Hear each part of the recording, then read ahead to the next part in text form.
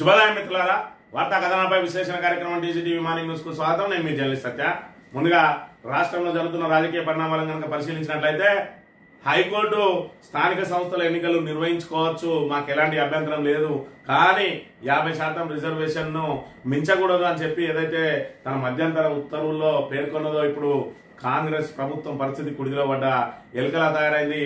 మరి ఇక్కడ పాత రిజర్వేషన్ విధానంతో పోతే ఇప్పటి వరకు బీసీలను ఊరించి ఏదైతే 42% ఇస్తామని చెప్పి ఇప్పటి వరకు మరి ఏదైతే జియో ద్వారా ఎన్నికలు సాధ్యమే అని చెప్పి ఏదైతే నమ్మబలికిందో అదంతా కూడా మరి కుట్ర అని చెప్పి తేటతెల్లమైతే దాని ద్వారా బీసీలో మరి ఇప్పటికే కాంగ్రెస్ మీద ఆగ్రహ జ్వాలలు వ్యక్తమవుతున్న నేపథ్యంలో మరి పాత రిజర్వేషన్ ప్రకారం వెళ్లడానికి కానీ అదేవిధంగా మరి పోనీ 42% అమలు చేద్దామంటే మరి ఎట్టి పరిస్థితులలో అది కోర్టులో నిలబడే అవకాశం లేదు.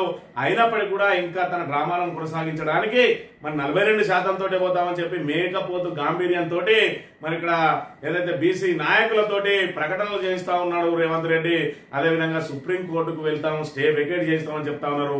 ఒకవైపు సుప్రీం కోర్టు గైడ్ లైన్స్ తోటే ఆ గైడ్ లైన్స్ ను పాటించమనే ఇక్కడ మధ్యంతర ఉత్తర్వులు చెప్తే మరి ఆ సుప్రీంకోర్టు ఇచ్చిన ఆదేశాలనే మళ్ళీ మీరే దాన్ని తొలగించండి, ఆదేశాలను నిలుపుదల చేయండి అన్న చందంగా ఇప్పుడు ఆ స్టే వెకేషన్ కోసం మేము సుప్రీంకోర్టుకు వెళ్తామని చెప్పి మరిన్ని డ్రామాలు ఆడే ప్రయత్నం చేస్తా ఉన్నది. ఏదైతే బీహార్ ఎలక్షన్లలో మరి ఇక్కడ తెలంగాణలో బీసీ రిజర్వేషన్లు ఇచ్చినామని చెప్పి అక్కడ బీసీలను ఆకట్టుకునే ప్రయత్నంలో భాగంగా ఇవాళ తెలంగాణ ప్రజలను మరి ఇక్కడ గందరగోళంలో పడేసి పూర్తి స్థాయిలో వీళ్ళందరినీ కూడా మరి ఇబ్బందుల పాలు చేస్తూ అక్కడ ఎన్నికల కోసం ప్రయత్నం చేస్తా ఉన్నది కాంగ్రెస్ పార్టీ అనే విషయాన్ని మనం ఇక్కడ ప్రధానంగా గమనించాలి. ఏ రోజు కూడా ఒక్కరోజు పార్లమెంట్ లో బీసీల కోసం గలమెత్తని మరి ఇక్కడ రాహుల్ గాంధీ అక్కడికి పోయి బీసీలకు మేము రిజర్వేషన్ అమలు చేసినామని చెప్పి చెప్పుకున్నాడు. గతంలో చూసుకున్నట్టయితే ఎంపీ ఎన్నికల సమయంలో మేము ఆల్రెడీ తెలంగాణలో ప్రతి మహిళకు ప్రతి నెల 2500 చొప్పున బ్యాంకుల్లో వేస్తున్నామని చెప్పిండు.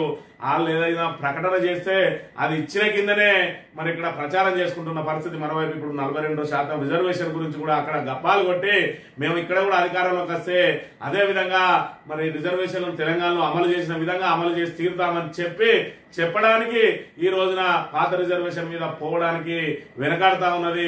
మరోవైపు 6 వారాల పాటు వేచి చూస్తే మరి ఇక్కడ బీసీ సంఘాల నుంచి తీవ్ర ఒత్తిడి వస్తున్న నేపథ్యంలో సుప్రీంకోర్టులో పిటిషన్ వేసి దాన్ని కాలయాపన చేయడానికి ప్రయత్నం చేస్తున్న పరిస్థితిని మనం ఇక్కడ గమనించాలి. ఏది ఏమైనా 42% అమలు చేయకపోతే కాంగ్రెస్ ఖచ్చితంగా దోషిగా నిలబడుతుంది. కాంగ్రెస్ కు ఖచ్చితంగా బుద్ధి చెప్పాల్సిన బాధ్యత బీసీలకే ఉంటుందని చెప్పి మొదటి నుంచి చెప్తా ఉన్నాం. ఈ రోజు బీసీ సంఘాలు కూడా కళ్ళు తెరిచినాయి. ఆ రోజున మొదటిసారి బీసీ బిల్లు పెట్టిన రోజు, రెండోసారి ఆర్డినెన్స్ తెచ్చిన రోజు, మూడోసారి మళ్లీ బీసీ బిల్లు పెట్టిన రోజు, నాలుగోసారి జీవో మరి ఏదైతే రిలీజ్ చేసిన రోజు పాలాభిషేకాలు పూలాభిషేకాలు సంబరాలు చేసుకున్న బీసీ నాయకులందరూ కూడా ఈ రోజు కన్ను తెరిచిండ్రు, తిరగబడతా ఉన్నారు. 14వ తేదీన బంద్ కూడా పిలిపించిండ్రు. రేవంత్ సర్కార్ పతనం బీసీల ద్వారానే ప్రారంభం కాబోతా ఉన్నదనే విషయాన్ని మనం ఇక్కడ గమనించాలి. ఏది ఏమైనా 42% రిజర్వేషన్ అనేది జీవో తోటి సాధ్యం కాదు కాదు కాదు. ఆ 42% అమలు చేయాలంటే ఖచ్చితంగా పార్లమెంటులో చట్టం చేయాల్సిందే, 9th షెడ్యూల్లో చేర్చాల్సిందే, దానికి కేంద్ర ప్రభుత్వ సహకారం కావాల్సిందే. మరి దానికి ఇవాళ కేంద్ర ప్రభుత్వం మీద కనీస ఒత్తిడి లేకుండా ఎలా సాధ్యమవుతుంది అనే విషయాన్ని తెలంగాణ ప్రజానీకం గమనించాలి. ఇంకా కూడా మేము ఏదైతే నమ్మినోళ్ళని మోసం చేస్తామని రేవంత్ రెడ్డి ఏదైతే చెప్పిండో ఇంకా మనం గుడ్డిగా నమ్మితే ఇంకా మోసం చేస్తూనే ఉంటారు. ఇదంతా కూడా డ్రామా డ్రామా డ్రామా. కాబట్టి ఈ డ్రామాలను నమ్మకుండా కాంగ్రెస్ మోసాన్ని అందరూ కూడా గుర్తుపెట్టుకోవాలి. ఎప్పుడు ఎలక్షన్ వస్తే అప్పుడు కాంగ్రెస్ కు బుద్ధి చెప్పడానికి సిద్ధంగా ఉండాలని చెప్పి కోరుతా ఉన్నాం. ఇక మంథని నియోజకవర్గంలో గమ్మత్తులు జరుగుతా ఉన్నాయి. ఈయన గోసిక లింగయ్య అని చెప్పి మరి ఇక్కడ ధన్వాడ పక్కనే ఉంటది గుమ్మల్లపల్లి. ఆ గుమ్మల్లపల్లికి ఎంపీటీసీ చేసిందట 1995. ఆ సమయంలో ఆయన తాత ముత్తాతల నుంచి మరి కాంగ్రెస్ పార్టీలోనే పనిచేస్తా ఉన్నాడు. ఆయనకు పక్షవాతం వచ్చి మరి హాస్పిటల్ పోతే 100 సార్లు ఫోన్ చేసినా లిఫ్ట్ చేయలేదని చెప్పి ఆయన ఆవేదన వ్యక్తం చేస్తూ ఒక వీడియో రిలీజ్ చేసిండు. ఆ వీడియో అంతా కూడా పెద్ద ఎత్తున వైరల్ గా మారింది. మరి ఆయన కాంగ్రెస్ కార్యకర్తలందరూ కూడా మరి వినండి, ఇక ఈ శ్రీధర్ బాబు మీరు ఇప్పటికైనా మరి కొంచెం మనసు మార్చుకోండి, కార్యకర్తలను కాపాడుకోండి అని చెప్పి ఆయన ఆవేదన వ్యక్తం చేసిన రిలీజ్ చేసిన వీడియో ఒకసారి గమనించినట్టయితే. నా పేరు గోసిక లింగయ్య, గ్రామం గుమ్మల్లపల్లి, పోస్టులో వచ్చా ధన్వాడ. గతం 1995లో ఎంపీటీసీ నేను. నా పేరు గోసిక లింగయ్య. నాకు ఇప్పుడు పక్షవాతం వచ్చింది సార్. పక్షవాతం వస్తే నిమ్స్కి నిమ్స్ పోయి ఒక రోజంతా డే అంతా ఉన్నాం సార్ అక్కడ. అంటే అక్కడ ఎవరు పట్టించుకున్నది అది ఏమి లేదు. శ్రీధర్బాబు ఫోన్ చేస్తే లిఫ్ట్ చేయడం లేదు, శ్రీనిసాగర్ చేసినా లిఫ్ట్ చేయడం లేదు, ఎవరు చేసినా లిఫ్ట్ చేయకపోతే మళ్ళీ వేరే హాస్పిటల్ పోయినాం సార్.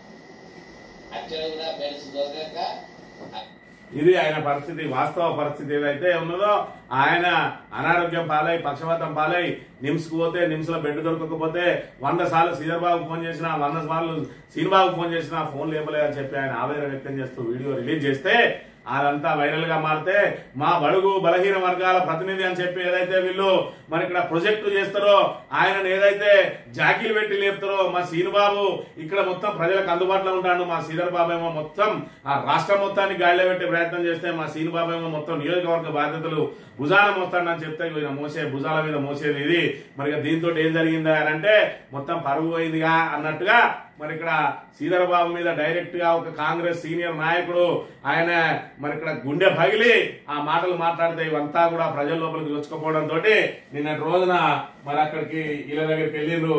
వీళ్ళ దగ్గరికి వెళ్ళి మరి వీళ్ళతోటి సార్ పరువు తీస్తావా నువ్వు అని చెప్పి బతిమాలిండ్రు, బామాలిండ్రు, పైసలు ఇచ్చిండ్రు. కానీ మళ్ళీ ఒక వీడియో రిలీజ్ చేయించిండ్రు. ఆయన ఏం చెప్పిండు ఒకసారి విన్నట్టయితే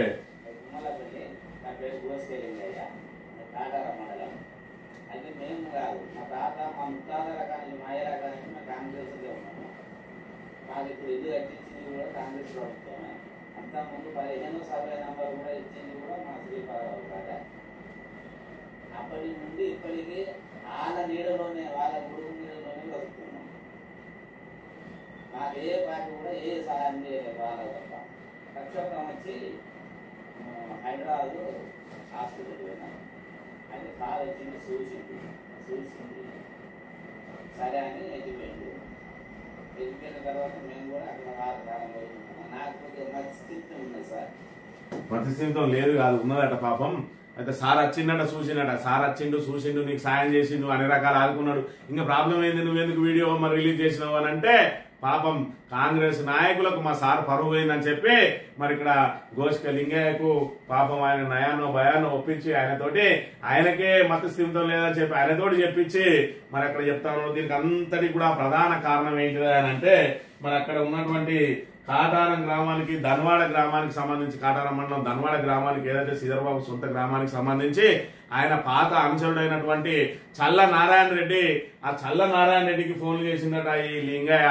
మరి వీళ్ళ కొడుకు దాంతో వర్షిత్ అని ఆ లింగయ్య కొడుకు మరి ఇక్కడ ఫోన్ చేసి సార్ మా నాన్న ఇట్లా ఉన్నాడు, పట్టించుకుంటాడు, మేము ఉన్న ఎకర పొలం కూడా అమ్ముకున్నాం, ఇప్పుడు పోవడానికి ప్రయాణ టికెట్లు కూడా లేవు అని చెప్తే ఆయన ఈయనకేదో ఆర్థిక సాయం అందించిండు.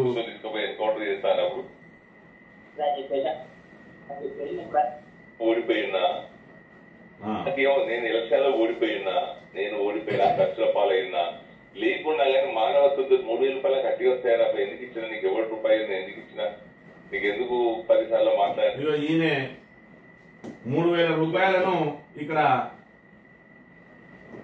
కనీసం ఎంత ఇచ్చేసి నాకేమో నేను ఎలక్షన్ లో ఓడిపోయినా, నేను ఓడిపోయినా, ఖర్చుల పాలైనా లేకుండా కానీ మానవత్వం 3,000 రూపాయలు కట్టి వస్తాయని అప్పుడు ఎందుకు ఇచ్చినా, నీకు ఎవరి రూపాయలు ఎందుకు ఇచ్చినా, నీకు ఎందుకు 10 సార్లు వర్షిత్ అని మన గొడిసెల వర్షిత్ ఏదైతే ఈయన వీళ్ళ కొడుకు 3,000 రూపాయలు సెప్టెంబర్ 13వ తేదీనే కొట్టిండట. కొట్టిన తర్వాత మళ్ళీ ఆయనను మరి ఇంటికి వచ్చింది కదా పరామర్శిద్దామని చెప్పి పోతే ఆయన చెప్పుకున్నాడట ఆ విషయము. మాట్లాడినా ఎవ్రీడే మాట్లాడినా 10 సార్లు. అవునవును సార్. ఇంత మానవత్వం లేకుండా పోతే ఇంత కక్కుర్తి పడితే 15,000 రూపాయలు కక్కుర్తి పడి ఉల్టా నాకు ఇచ్చేస్తే నాకైనా కలెక్చిందా? ఈ శ్రీధర్బాబు ఫోన్ లేవట్టలేదనే విషయం తెలియదు కదా నాకు. హాస్పిటల్ పోయింది కూడా తెలియదు, వాళ్ళు చెప్తే తప్ప. అసలు రెస్పాండ్ అవ్వాలి. ఆయన పిఏనో ఎవరో కాల్ చేస్తే ఆయన ఒక్కోసారి రెస్పాండ్ అవ్వడు. ఆయన కూడా ఎట్లా చెప్పాలి సార్, మెడిసిన్ కి అది మనం మాట్లాడినా కూడా 10%, 5% ఖచ్చితంగా ఆయన చేసింది ఏం లేదు. ఒక 5,000 to 7,000, 6,000 తక్కువ చేస్తామని చెప్పేసి అన్నారు. నేను అన్నా కదా, అది వాళ్ళే మాట్లాడుతుంటారు, మీరు అవసరం లేదు. మేము రిక్వెస్ట్ చేస్తే మేము ఎవరు అడిగినా కూడా వాళ్ళు 10% ఖచ్చితంగా తగ్గిస్తారు. మీరు దానికోసం మీరు కాల్ చేసి ఏదో రికమెండ్ చేసినట్టు అవసరం లేదు సార్. నోని మాకు మీ హెల్ప్ అవసరం లేదు, ఏం అవసరం లేదు అది అని చెప్పేసి నేను మాట్లాడినా. మా బాగా ఏముంది సార్, ఇప్పుడు 5%, 5 to 6,000 తర్వాత తగ్గించేది ఎందుకు సార్? బాగా మేము ఎందుకు తెచ్చినామా అని చెప్పేసి గొప్ప చెప్పుకోవడానికి ఇప్పుడు శ్రీధర్రావు గారు వచ్చింది అక్కడికి హాస్పిటల్ కు ఎక్కడికి రాలే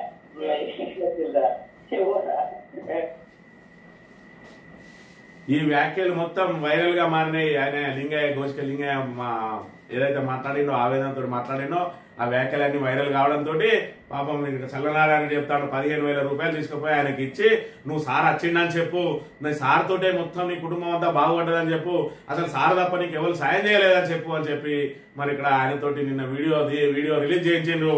ఈ 2 వీడియోలలో వ్యత్యాసం కూడా చూసుకున్నట్టయితే పాపం ఇక్కడ చూసుకున్నట్టయితే 2 నిమిషాల 46 సెకండ్లు నాన్ స్టాప్ గా మాట్లాడుకుంటున్నాడు. ఎక్కడ కటింగ్స్ కూడా లేకుండా, ఎక్కడ ఏ కటింగ్ లేకుండా మాట్లాడితే ఇక్కడ 1 నిమిషం 30 సెకండ్లలోనే మరి ఇక్కడ ఎడిట్లు చేసుకుంటా మాట్లాడిందంటే ఏదైతే లోపల నుంచి రాకుంటే ఏ విధంగా ఉంటుంది అనే విషయాన్ని మనం ఇక్కడ చూడొచ్చు.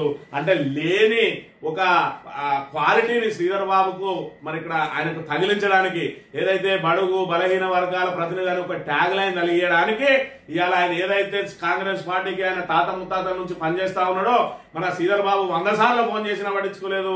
పోనీ ఆయన అంటే ఐటీ మినిస్టరు, పరిశ్రమల మంత్రి, ఆయనకు 2-3 ఆఫీసులు పెట్టుకున్నాడు. అక్కడ ప్రైవేట్ ఆఫీసు, గవర్నమెంట్ ఆఫీసు, ఈ ఆఫీసులు ఉంటాడో ఆ ఆఫీసులు ఉంటాడో, మళ్ళా ముఖ్యమంత్రికి ఆయనే సలహాలు ఇవ్వాలి.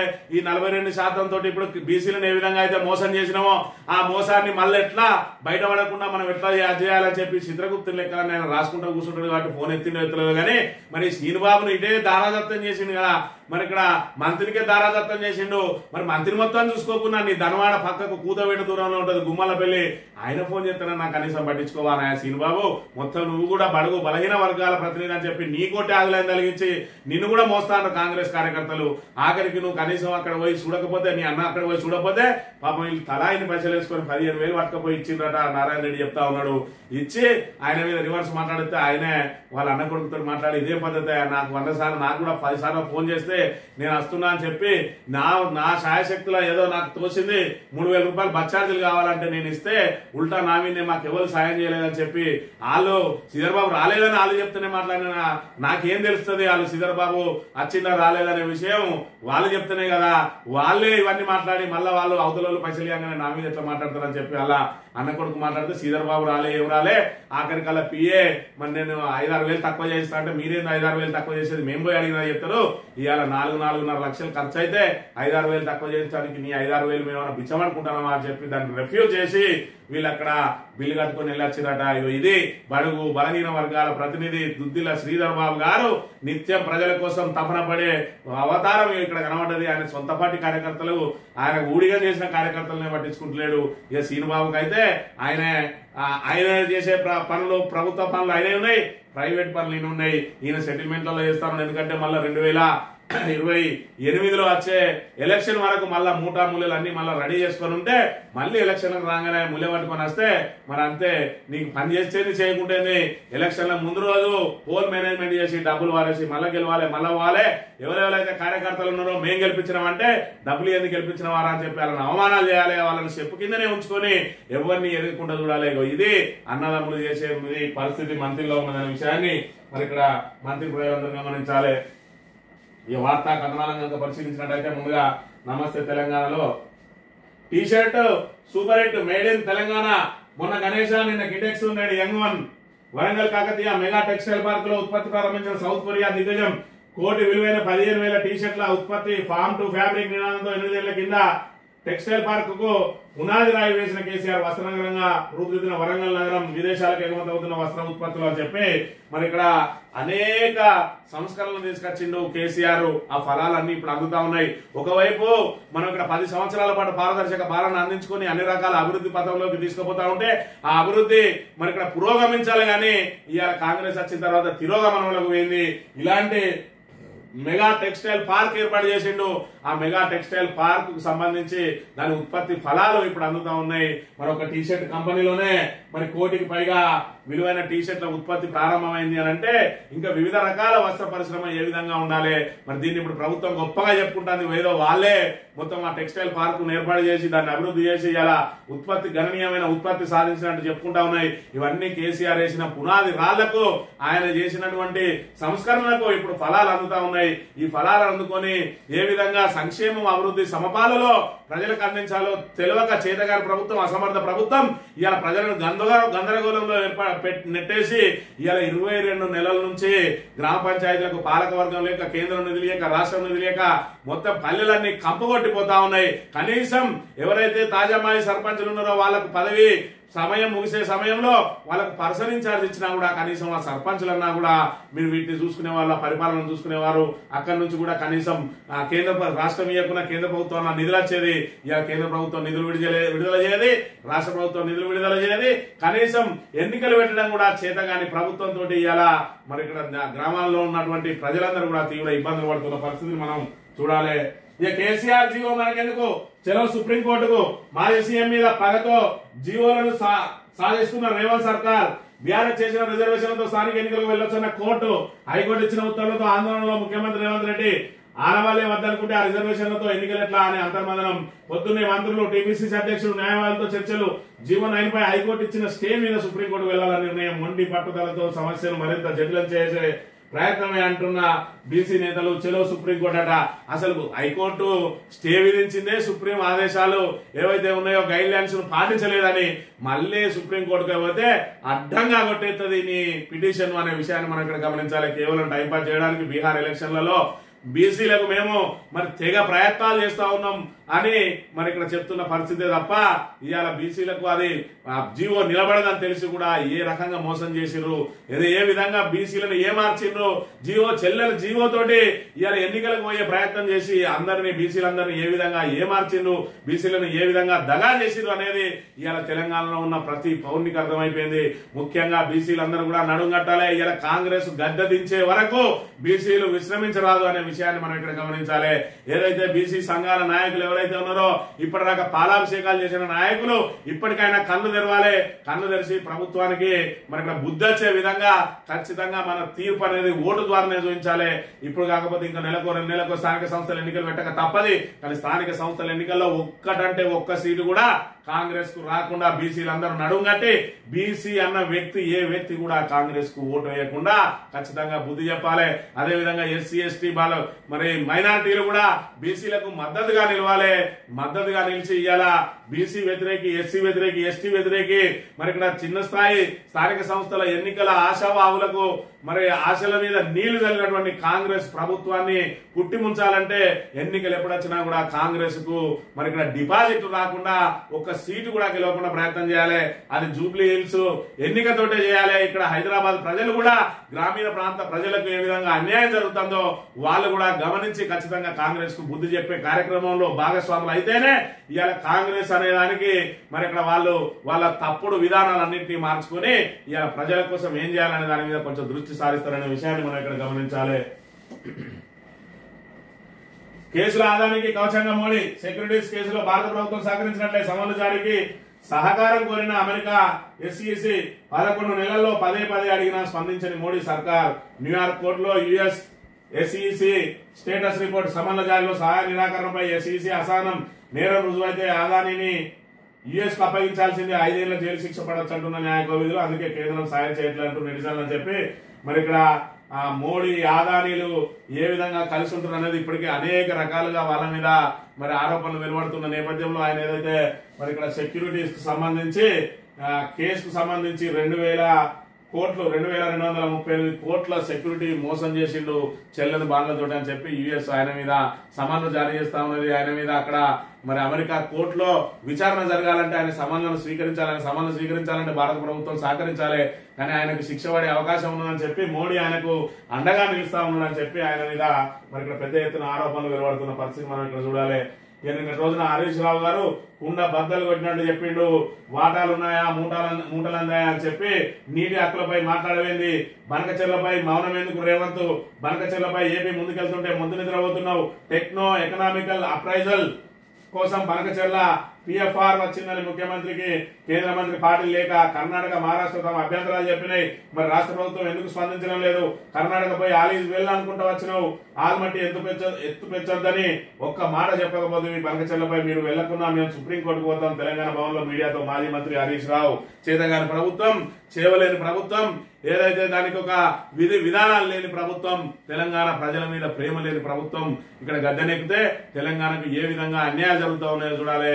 మనం తెలంగాణ ప్రత్యేక తెలంగాణ ఏర్పాటే నిధులు నీళ్లు నియామకాల మీద జరిగింది. ఈ రోజు నీటిని ఒడిసిపట్టుకోవడానికి మరి ఇక్కడ బృహత్తరమైన కాళేశ్వరం ప్రాజెక్టును కట్టి గోదావరిలో మన వాటా నీటిని అంతా కూడా వాడుకోవడానికి ఏకకాలంలో 3 బ్యారేజీలు కట్టి మరి ఇక్కడ ప్రపంచంలోనే అతి పొడవైన ఎత్తిపోతల పథకాన్ని నిర్మించి, అది కూడా 3 సంవత్సరాల్లో నిర్మించి గిన్నిస్ బుక్ ఆఫ్ వరల్డ్ రికార్డును నెలకొల్పినటువంటి కేసీఆర్ సాంకేతిక లోపంతో ఒక పిల్లర్ గుంగిపోతే దాన్ని మరమ్మతు చేసి తక్షణం అమల్లోకి తీసుకురావాల్సి ఉండగా ఇవాళ కాళేశ్వరం ప్రాజెక్టు ఉన్నన్ని రోజులు కేసీఆర్ మరి పేరు నిలిచిపోతుందని, కేసీఆర్ పేరును వినబడకుండా చేస్తా అని చెప్పి మరి రేవంత్ రెడ్డి ఏదైతే చేసిండో ఇవాళ ప్రజలకు మరి ఇక్కడ ఏదైతే దానికి ప్రజలకు నిత్యం అందుబాటులో ఉండి నిత్యం వినియోగంలో ఉండి మరి ఇక్కడ జల భాండాగారాన్ని ఇవాళ ప్రజలకు అందకుండా చేస్తా ఉన్నారు రేవంత్ రెడ్డి. దాంతో మరి గోదావరి నీళ్లు ప్రాణాయిత నీళ్లు ఏదైతే వృధాగా పోతా ఉన్నాయో దాని మీద గోటికాడి నక్కలా ఎదురు చూస్తున్నటువంటి మరి చంద్రబాబు నాయుడు అక్కడ బనకచెర్ల దగ్గర ప్రాజెక్టు కట్టి ఈ నీటిని అందించి కూడా ఒడిసిపట్టుకునే ప్రయత్నం చేస్తా ఉన్నాడు. ఒకవైపు మరి ఇక్కడ కాంగ్రెస్ ప్రభుత్వ అసమర్థత, మరోవైపు అక్కడ గోటికాడి నక్కలాగా చూస్తున్నటువంటి చంద్రబాబు నాయుడు, మరోవైపు కేంద్రానికి చంద్రబాబు నాయుడు ఎంపీల అవసరం.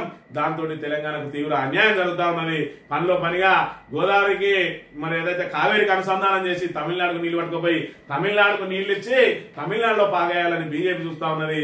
వీటన్నిటి ద్వారా తెలంగాణకు తీవ్ర అన్యాయం జరగబోతా ఉన్నది. మరోవైపు కర్ణాటక చూసుకున్నట్టయితే ఆల్మట్టి ఎత్తును పెంచి మరిన్ని నీళ్లు మనకు రాకుండా ప్రయత్నం చేస్తా ఉన్నది.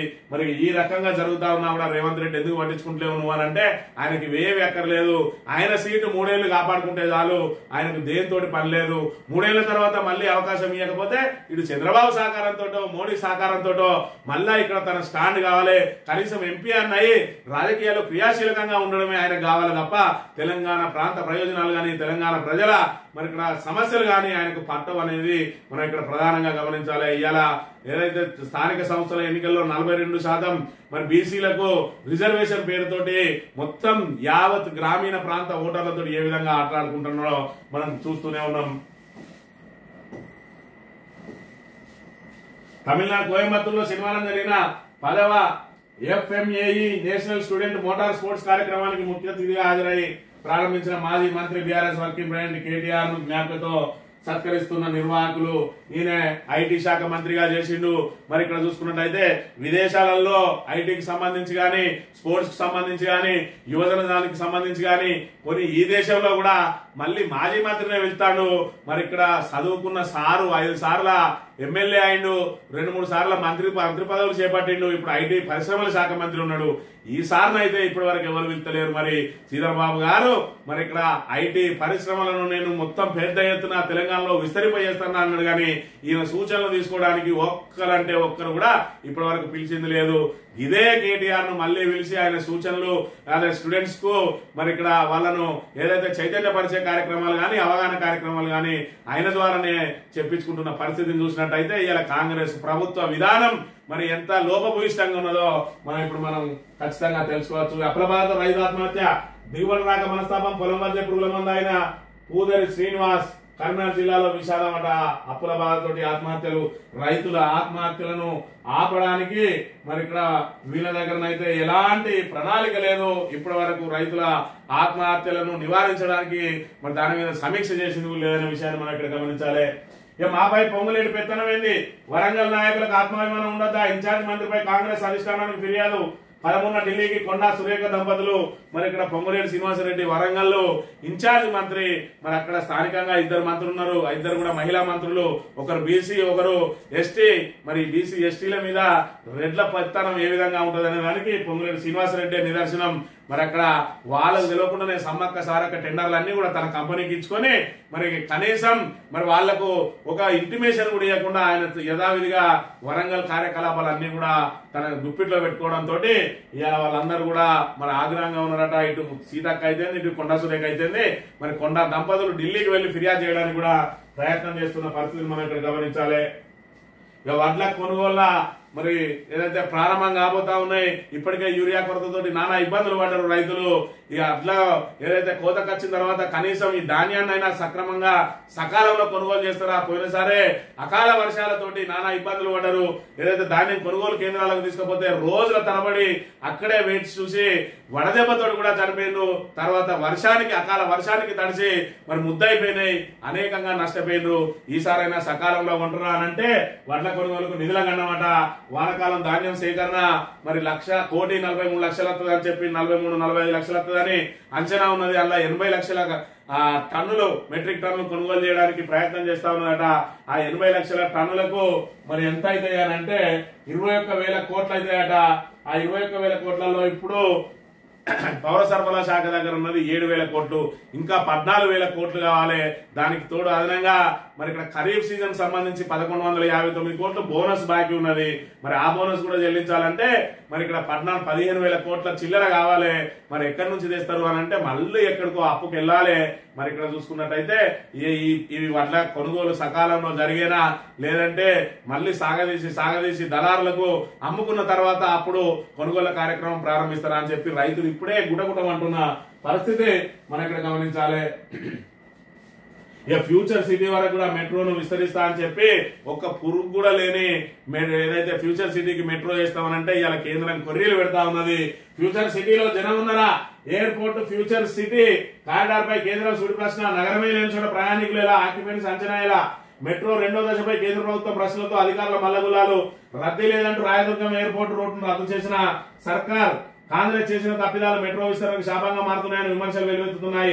రద్దీ లేని ప్రాంతాలను ఎంపిక చేసుకుని మెట్రోను పరుగులు పెట్టిస్తామని చెప్పడం విడ్డూరమనే అభిప్రాయం వ్యక్తమవుతున్నది.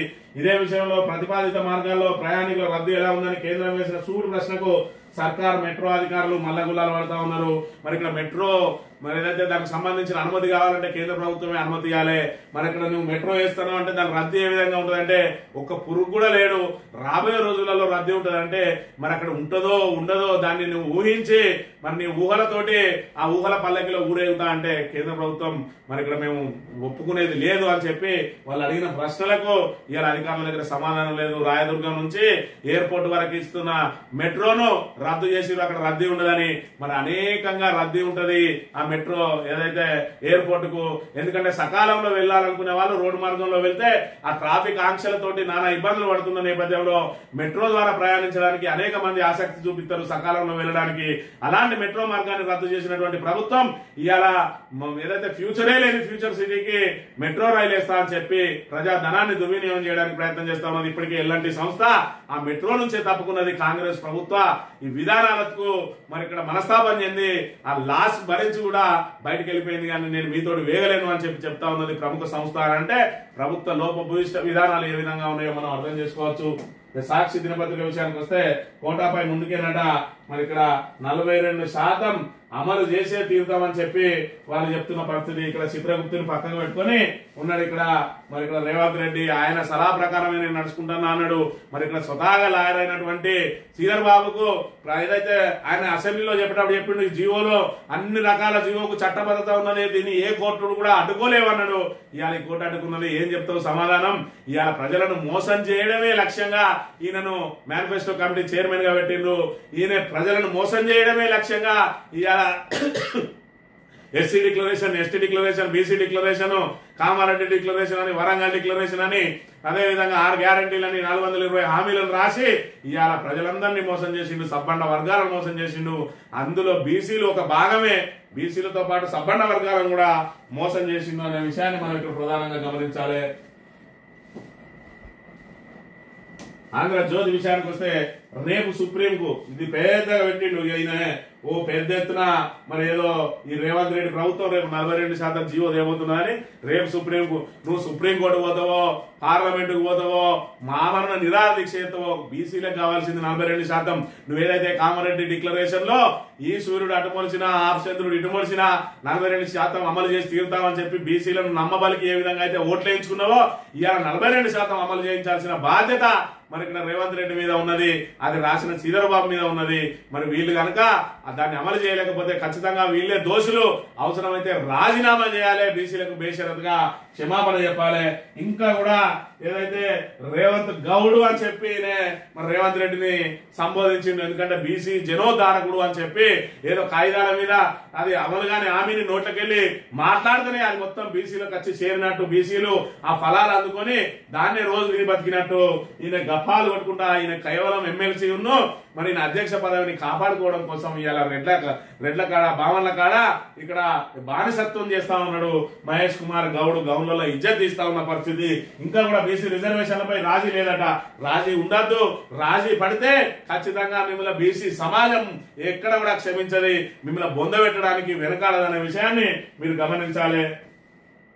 ఇక చైనాపై మరో 100% సుంకాలు విధిస్తూ ట్రంప్ ప్రకటన. ఇప్పటికే ఉన్న 30% అదనం. చైనాకు సాఫ్ట్వేర్ ఎగుమతిపైన ఆంక్షలు వచ్చే నెల 1వ తేదీ నుంచి అమల్లోకి. అరుదైన ఖనిజాల సరఫరాపై చైనా నియంత్రణలు పెట్టడంతో ఆగ్రహం అని చెప్పి చైనా మీద ఇప్పటికే 30% సుంకాలు ఉంటే అదనంగా మరో 100% సుంకాలట. మరి దీంతో అమెరికా పూర్తిగా ఆయన వాణిజ్య వ్యాపారాలే కుప్పగులుతా ఉన్నాయని చెప్పి అమెరికన్లు అందరూ మరి ఒకవైపు గగ్గోలు పెడతా ఉంటే ఈయన మాత్రం తుగ్లక్ నిర్ణయాలు తీసుకుంటూనే ఉన్నాడనే విషయాన్ని మనం ఇక్కడ గమనించాలి. ఇక రోహ్తక్ ఎస్పీపై వేటు.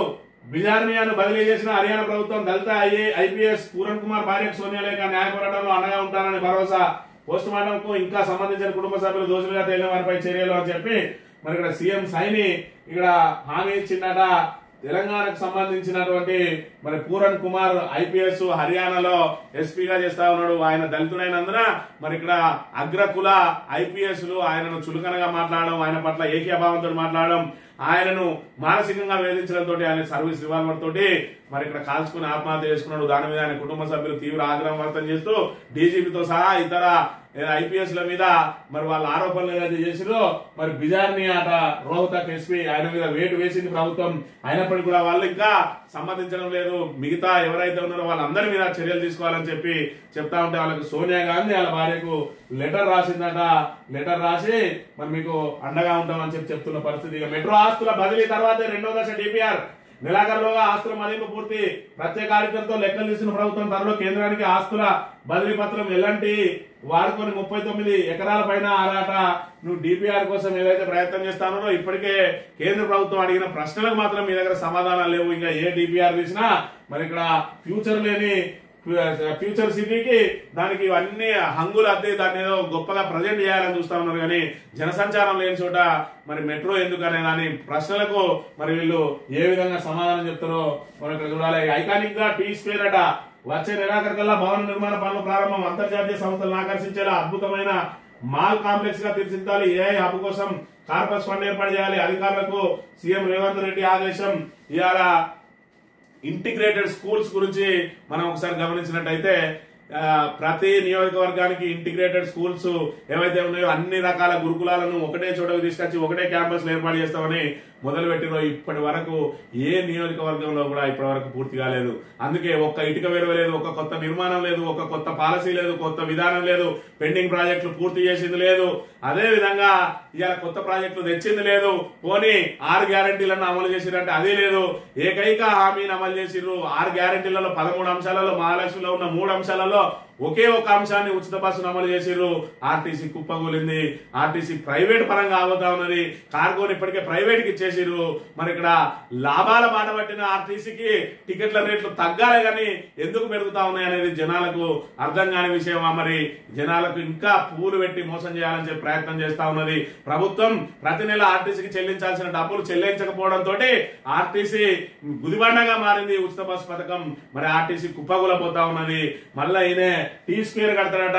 ఈ పిల్లల కోసం కట్టిన ఏ ఒక్క ఇంటిగ్రేటెడ్ స్కూలు ఇప్పటి వరకు పూర్తి చేయలేకపోయింది ప్రభుత్వం. కానీ 2.5 లక్షల అప్పు మాత్రం మరి 2.5 లక్షల కోట్ల అప్పు ఇక్కడ ప్రజల నెత్తిన రుద్దుతా ఉన్నది.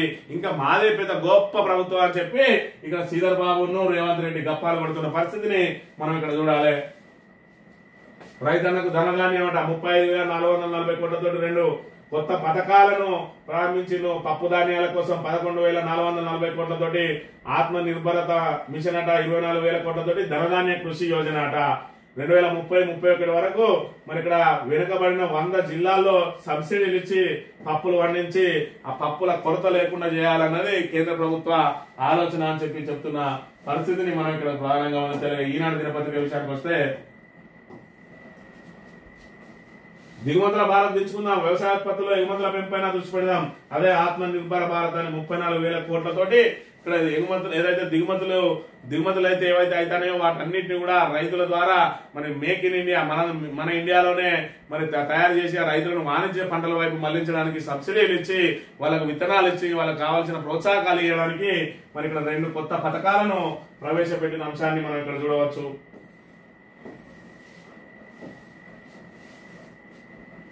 సర్కారు మౌనమేలా అడ్డుకొని తీరుతామంటున్నది బనకచెర్ల మీద. ఏదైతే ప్రతిపక్షం ఎప్పుడైతే మరి మాట్లాడుతుందో అప్పుడు అస్తడు ఉత్తమ్ కుమార్ రెడ్డి ఏలే మేము ఖచ్చితంగా అడ్డుకొని తీరుతాం అని అప్పుడు లెటర్ రాయడం ఏం రాయడం మొదలు పెడతాడు బనకచెర్ల మీద. మరి ఇక్కడ ఏదైతే ఆ గోదావరి జలాల్లో కానీ ఎక్కడ కానీ నదీ జలాల్లో వాటా లేనప్పుడు కొత్త ప్రాజెక్టుల నిర్మాణానికి అనుమతులు ఇవ్వకూడదని చెప్పి మరి పర్ఫెక్ట్ నిబంధనలు ఉన్నప్పటికీ కూడా ఇక్కడ బనకచెర్ల నిర్మాణం చేపడతా అంటే అడ్డుకోలేకుండా చోద్యం చూస్తా ఉన్నది. మరోవైపు ఆల్మెట్టి ఎత్తివేస్తా ఉంటే కూడా చోద్యం చూస్తా ఉన్నది. ఇక్కడ కర్ణాటకలో కాంగ్రెస్ ప్రభుత్వం ఉన్నది. మరి వాళ్ళ మీద ఒత్తిడి తెంచి మనకు రావాల్సిన నీటి వాటాను అడ్డుకునే ప్రయత్నం చేస్తున్న ఆ కర్ణాటకను కంట్రోల్ చేయలేకపోతా ఉన్నది. మనం వదిలేస్తే నీళ్లు తీసుకోవాల్సిన మరి ఏపీ ఇవాళ ఏదైతే వీళ్ళ అసమర్థ పాలనతోటి వీళ్ళు కక్ష సాధింపుతోటి బీఆర్ఎస్ ను బదనాం చేయాలని చెప్పి ఏదైతే ఉద్దేశపూర్వకంగా కాళేశ్వరాన్ని పడావు పెట్టిందో దాంతో మరి వృధాగా పోతున్న నీటిని మేము వాడుకుంటున్నాం అని చెప్పి ఇలా చంద్రబాబు నాయుడు చెప్తా ఉన్నాడు. వృధాగా ఎందుకు పోతా ఉన్నాయి, ఎందుకు ఈ ప్రాజెక్టు మీద కక్ష కట్టారు, ఎందుకు ఈ రైతాంగం మీద కక్ష కట్టారు అనేది ఒకసారి తెలంగాణ ప్రజానీకం అంతా కూడా ఆలోచన చేసుకోవాలి. ఇవాళ మనం ఎక్కడికో పోవాల్సిన వాళ్ళం మరి ఇక్కడనే ఉన్నాము, ఇక్కడ కాదు ఇంకా దిగజారిపోతా ఉన్నాం. దీనికి అందరికీ కూడా కాంగ్రెస్ విధానాలే కారణం అని చెప్పి మరి అందరూ గ్రహించాలని కోరుతూ ఎన్నికలు ఎప్పుడొచ్చినా కాంగ్రెస్ కు బుద్ధి చెప్పడానికి బీసీలతో పాటు సబ్బండ వర్గాలు కూడా సిద్ధంగా ఉండాలని కోరుతూ ఇది ఈ రోజు మార్నింగ్ న్యూస్ తెలియబడతాం. Thank you very much.